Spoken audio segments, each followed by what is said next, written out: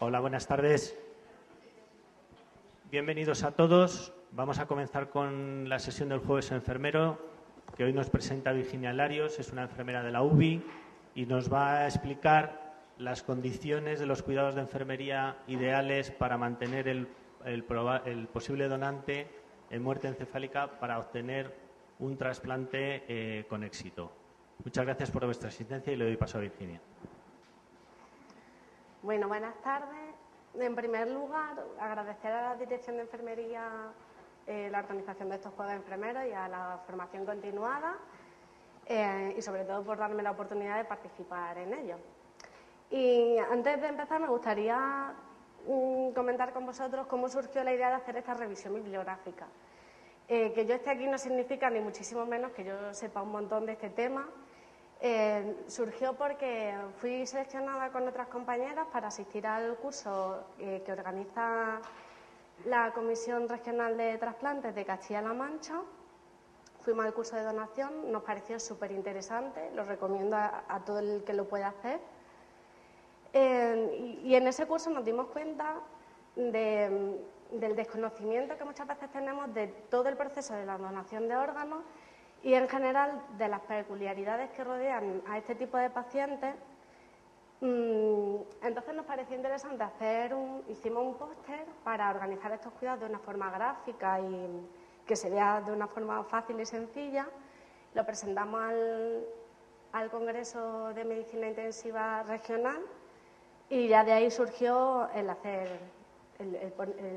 comunicaroslo aquí en los jueves enfermeros. Lo siguiente que nos parecería interesante, y a mí particularmente también, sería establecer estos cuidados como un protocolo. Hemos visto en este congreso que os digo que en muchos hospitales de Castilla-La Mancha está establecido así como un protocolo, aquí no lo tenemos y la verdad es que yo creo que sería interesante para que no se nos olvidara ninguno de los pasos que hay que seguir, ninguna de las cosas que hay que vigilar en este tipo de pacientes. Bueno, y para empezar, antes de empezar con los cuidados propiamente dichos, me gustaría recordar los tipos de donantes que nos encontramos. Por una parte tenemos los donantes vivos, como pueden ser de tejido, de sangre, de médula ósea, de sangre del cordón umbilical, de órganos dobles, como son los riñones, o de segmentos de órganos únicos, como son los pulmones. Y luego, por otra parte, tenemos los donantes cadáveres, que pueden ser diagnosticados o por parada cardiorrespiratoria o por muerte encefálica. La mayor parte de los donantes a nivel nacional provienen por la muerte encefálica. En el 2012 fueron aproximadamente un 65% del total de los donantes a nivel nacional. Últimamente están creciendo el número de donantes por parada cardiorrespiratoria porque se están estableciendo nuevos protocolos en algunos hospitales, pero aquí en este hospital el único protocolo que existe de donación es el de muerte encefálica y por eso es en el que nos vamos a centrar. Bueno, la muerte encefálica se define como el cese total de las actividades de los dos hemisferios cerebrales y del troncoencéfalo. El diagnóstico de muerte encefálica debe hacerse con gran cuidado porque implicará unas decisiones posteriores muy importantes, ya sea en el cese de las medidas de soporte o la donación de los órganos y tejidos.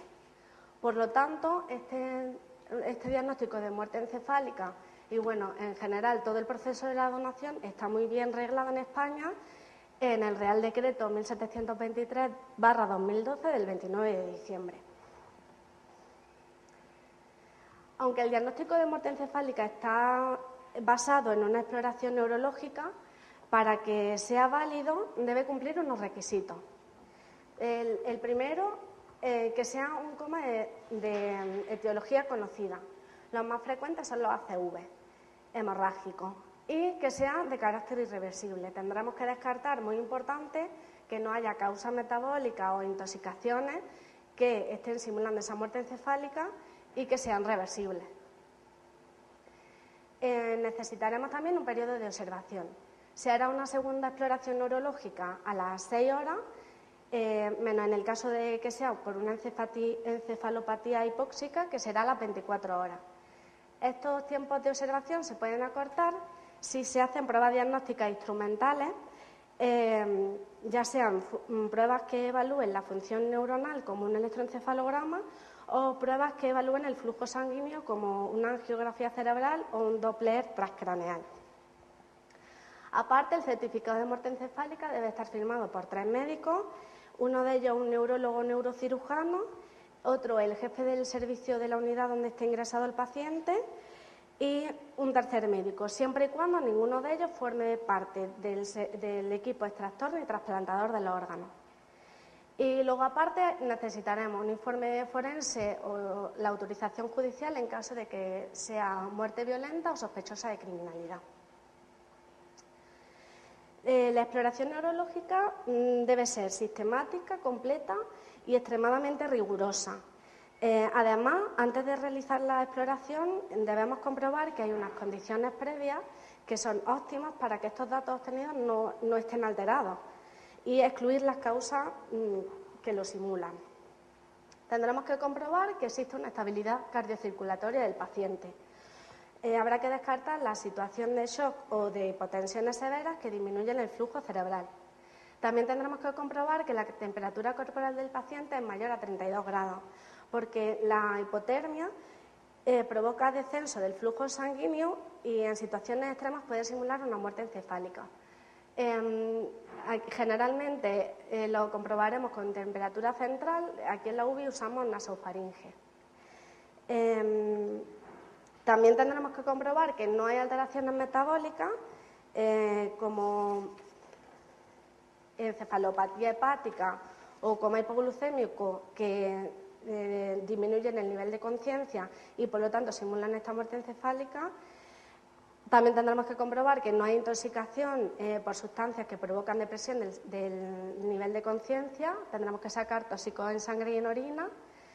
Y también comprobaremos que no se están administrando fármacos depresores del sistema nervioso central ni relajantes musculares.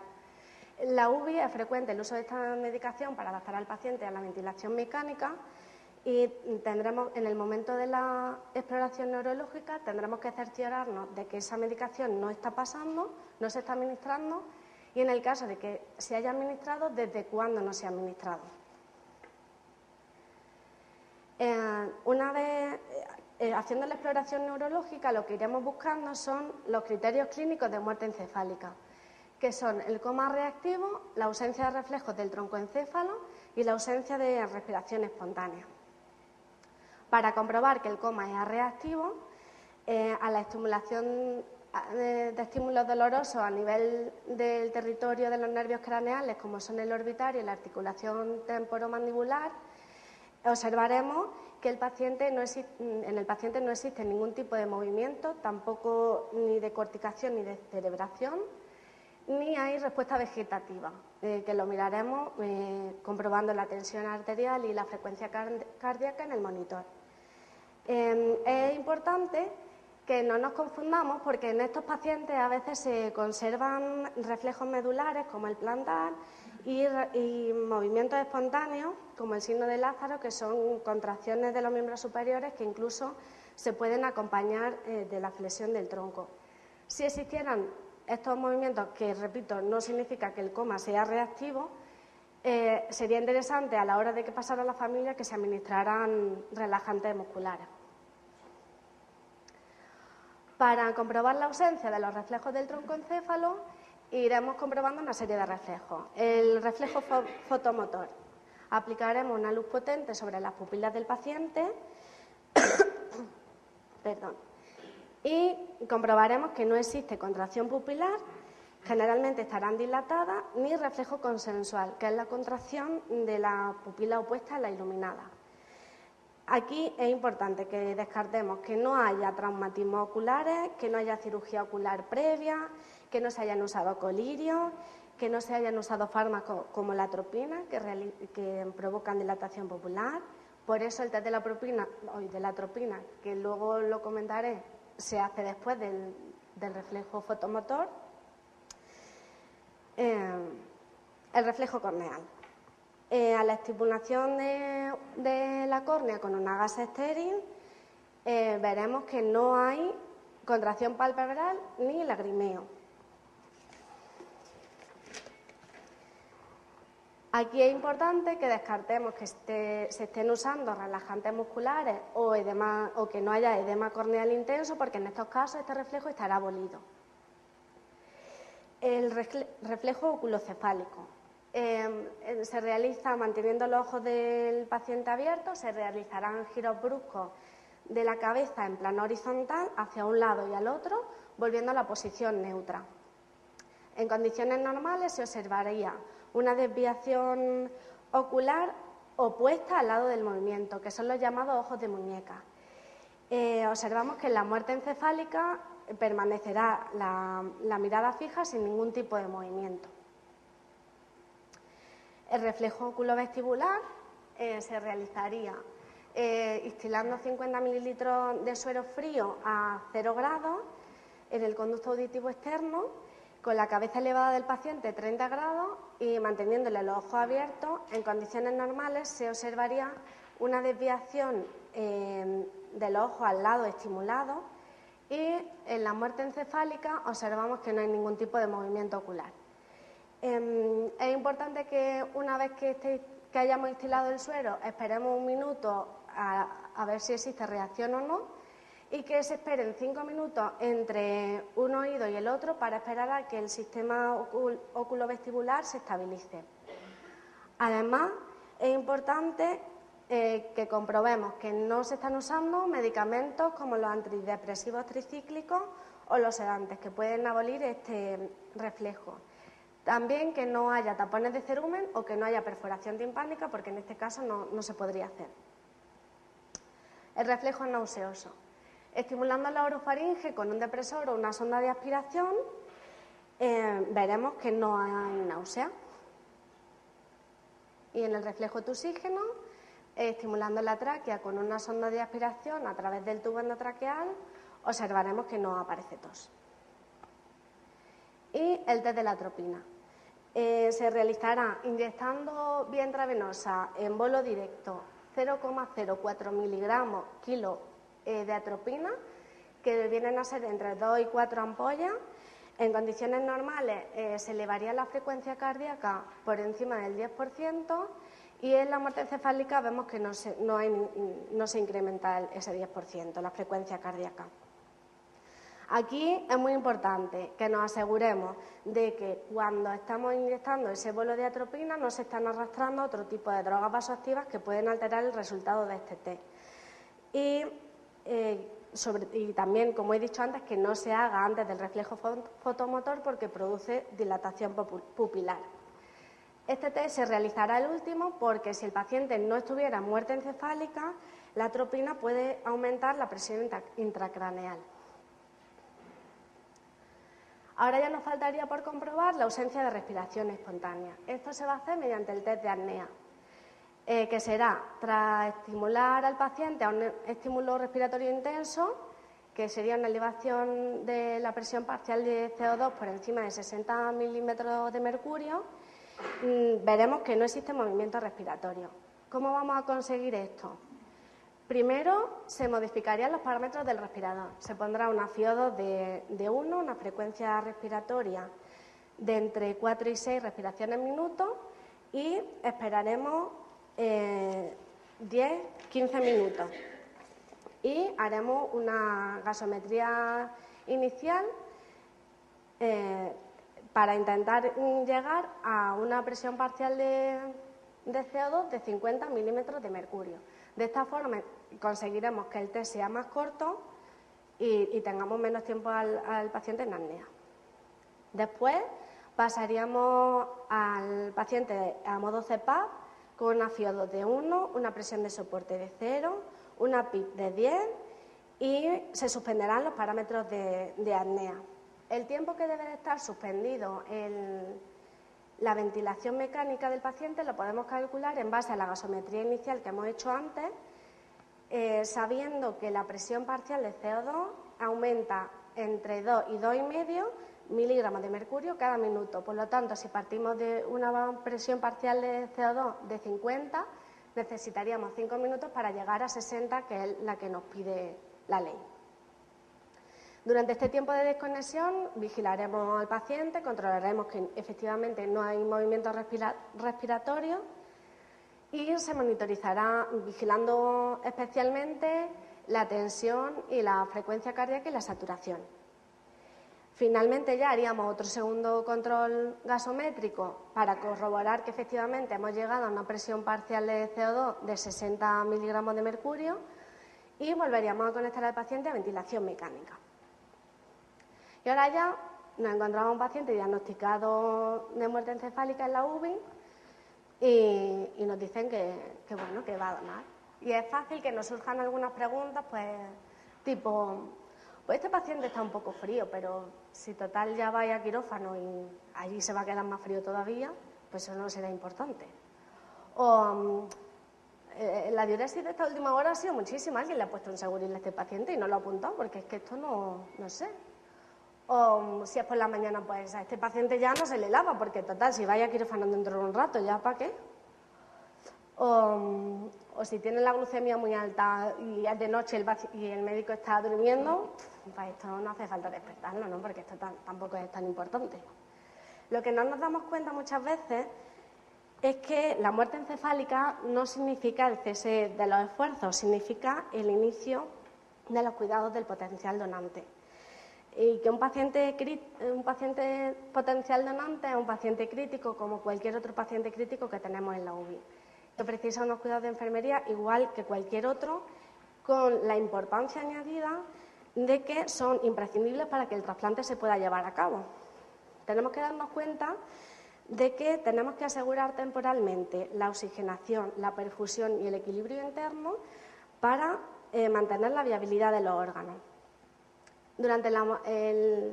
Tras la muerte encefálica se produce una serie de cambios fisiopatológicos que debemos conocer para poder prevenirlos o detectarlos precozmente y mantener con buena función el máximo número de órganos posible y que al final el trasplante sea un éxito. En cuanto al mantenimiento hemodinámico, durante el proceso de enclavamiento troncoencefálico son frecuentes las crisis hipertensivas, secundarias a la liberación masiva de catecolamina. También se pueden dar bradiarritmias acompañando a esta respuesta hipertensiva y estas bradiarritmias se pueden acompañar a su vez de hipotensión o incluso de asistolia. Y luego, tras la herniación encefálica, la hipotensión arterial es la alteración hemodinámica más constante en los donantes. Por eso es muy importante que tengamos al paciente con una monitorización continua del electro, vigilando sobre todo si aparecen arritmias. Intentaremos controlar que la frecuencia cardíaca se mantenga igual o mayor a 100 latidos por minuto. Controlaremos la presión venosa central, sobre todo en caso de hipotensión y expansión de volumen plasmático, ya que un exceso de la rapidez o de la cantidad de volumen puede provocar un edema agudo de pulmón y comprometería la oxigenación del donante.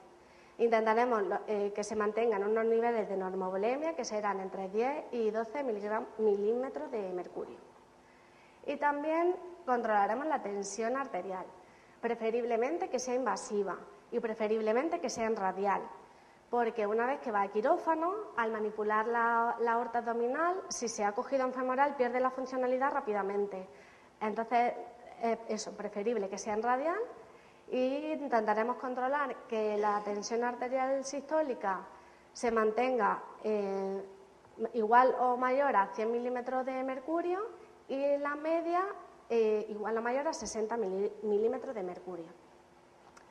Prepararemos el material de RCP porque este paciente, si se para, hay que reanimarlo, teniendo siempre en cuenta que la atropina no hace efecto, como hemos visto antes. Y controlaremos un balance hídrico estricto. Tendremos que controlar una diuresis horaria, controlando que se mantenga igual o superior a 1 mililitro kilo hora. Intentaremos vigilar que no haya oliguria ni poliuria y de esta forma intentaremos detectar precozmente si existen desequilibrios hidroelectrolíticos. Los más frecuentes son la hipernatremia y la hipopotasemia. Y para esto haremos también controles de iones y controles de sangre y de iones en orina. Vigilaremos la sequedad de la piel y de la mucosa, que también es otro signo de deshidratación, y repondremos los líquidos en caso de hipotensión si es necesario. Preferiblemente se usará el Ringen lactato por la menor concentración de sodio en combinación con los cristaloides, o se usará glucosado en caso de la diabetes insípida o de la hipernatremia con normoglucemia. El mantenimiento del estado respiratorio. La muerte encefálica implica la destrucción del centro respiratorio. Por lo tanto, la ventilación mecánica es necesaria en el donante para mantener una ventilación y una oxigenación adecuada. Por lo tanto, el cuidado del mantenimiento del estado respiratorio serán iguales que en cualquier paciente que tenemos intubado en la UBI. Tendremos que controlar los parámetros del respirador, intentando que las presiones de las vías aéreas sean bajas, porque si son elevadas dificultan el retorno venoso al corazón, comprometiendo el gasto cardíaco. Aspiraremos las secreciones de una forma aséptica para mantener la vía aérea permeable. Monitorizaremos la saturación de una forma continua, controlando que se mantenga igual o superior al 95%, con una mínima FiO2. Haremos controles gasométricos, controles analíticos, intentaremos controlar que la hemoglobina sea superior a 10 gramos litro y el hematocrito sea superior al 30% para garantizar un transporte de oxígeno adecuado. Mantendremos el cabecero elevado, cumpliendo con el protocolo de neumonía cero. Para los que no estáis relacionados con la UBI, contaros que el protocolo de neumonía cero es un protocolo a nivel de la UBI y a nivel nacional, en el que se han establecido unas normas de obligado cumplimiento para evitar la neumonía asociada a ventilación mecánica. Junto con este protocolo existe también el protocolo de bacteriemia cero, que luego nombraré también, que es igual otro protocolo a nivel nacional, pero en este caso es para evitar la bacteriemia asociada a inserción de catéter central. Continúo. Habrá que controlar el neumotaponamiento con el esfingomanómetro, que intentar controlar que esté entre 20 y 30 milímetros de mercurio, y volveremos otra vez a controlar la presión venosa central para evitar un edema agudo de pulmón, y debe estar entre 5 y 10 para un trasplante de pulmón. El mantenimiento de la temperatura. En la muerte encefálica, al desaparecer el centro termorregulador, se produce una hipotermia progresiva que, si no se controla, puede ocasionar complicaciones y empeoramiento de la función renal, hepática y cardíaca. Por lo que el mantenimiento de la temperatura debe ser una prioridad en los cuidados de enfermería. Además, una vez que se ha establecido esta hipotermia, es muy difícil corregirla, por lo tanto, la mejor medida es la prevención. Debemos monitorizar la temperatura central, como he dicho antes, aquí usamos nasofaringe, el termómetro nasofaringeo. Intentaremos que la temperatura se mantenga superior a 35 grados. Calentaremos los líquidos de infusión y los productos hemáticos que se vayan a transfundir al paciente. Y usaremos mantas térmicas si es necesario, ya sean las alumínicas o las mantas eléctricas. Se supone que deberíamos también controlar la temperatura ambiente, pero aquí no podemos. Y también se pueden usar focos de calor, pero aquí tampoco tenemos. Mantenimiento metabólico y hormonal. La alteración endocrina más importante en la muerte encefálica es la diabetes insípida neurogénica, debido a la falta de secreción de la hormona antidiurética. Esto va a ocasionar poliuria intensas que, si no se corrigen, provocarán alteraciones electrolíticas, siendo las más importantes las del sodio y potasio, como he dicho antes, y esto desencadenará hipovolemia e incluso inestabilidad hemodinámica. Otra alteración frecuente en la muerte encefálica son las hiperglucemias, que provocarán diuresis osmóticas que pueden contribuir a que se incremente la deshidratación, consecuentemente la volemia y consecuentemente la inestabilidad también hemodinámica del paciente.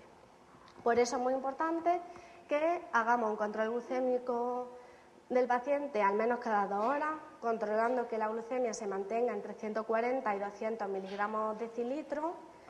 Si es necesario, haremos un seguimiento del protocolo de insulina IV, si lo precisara, y otra vez que volvamos a hacer un control de diuresis horario estricto, que avisemos siempre si la diuresis es mayor de 4 mililitros kilo hora, porque de esta forma podremos detectar precozmente la diabetes insípida o las alteraciones hidroelectrolíticas.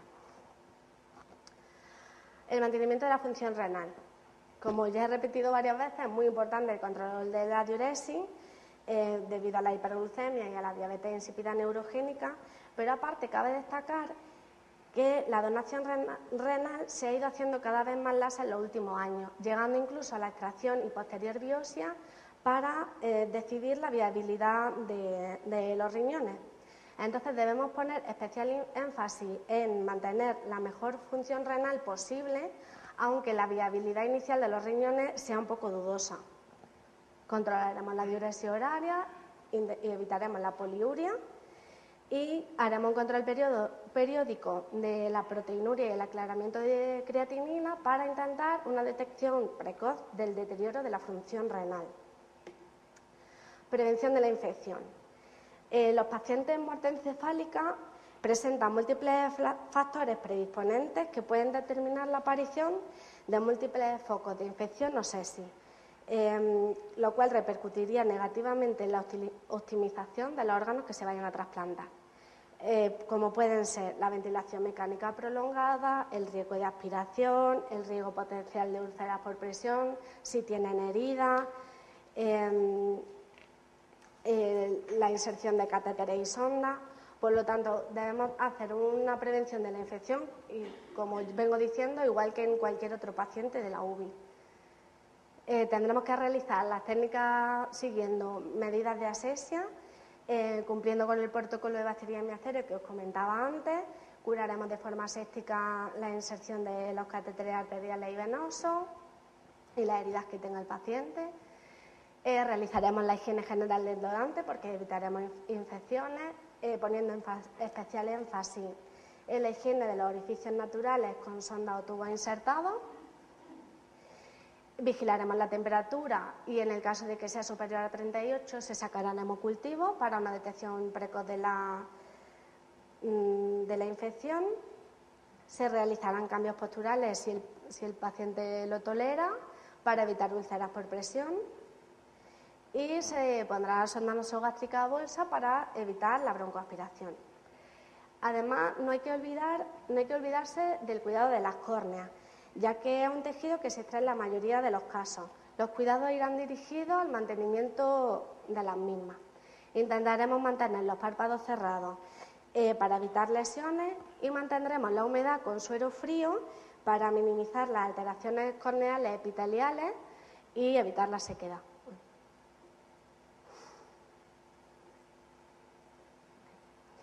La atención a la familia.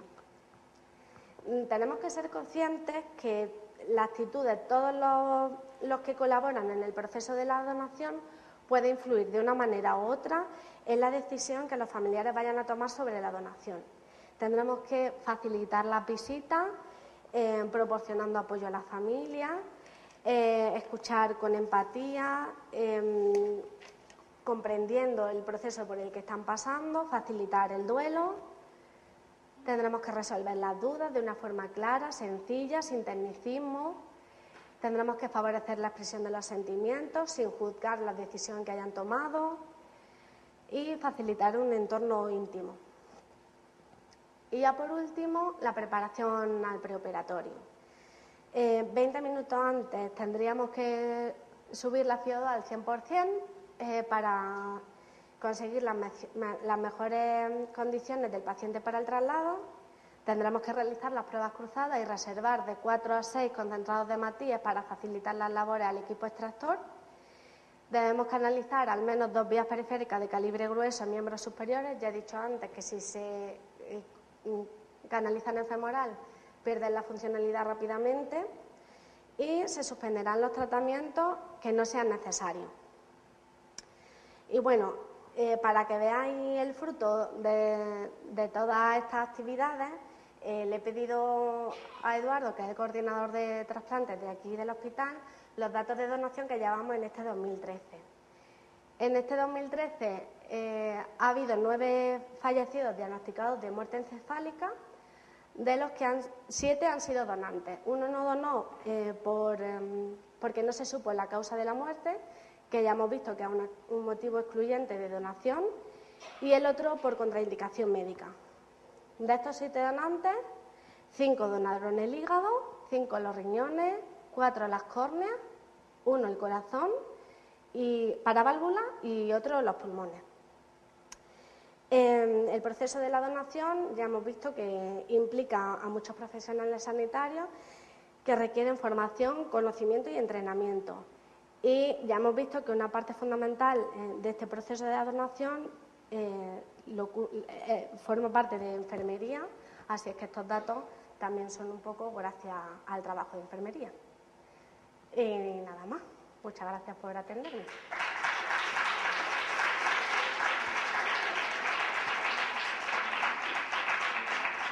Si hay alguna duda y la sé responder,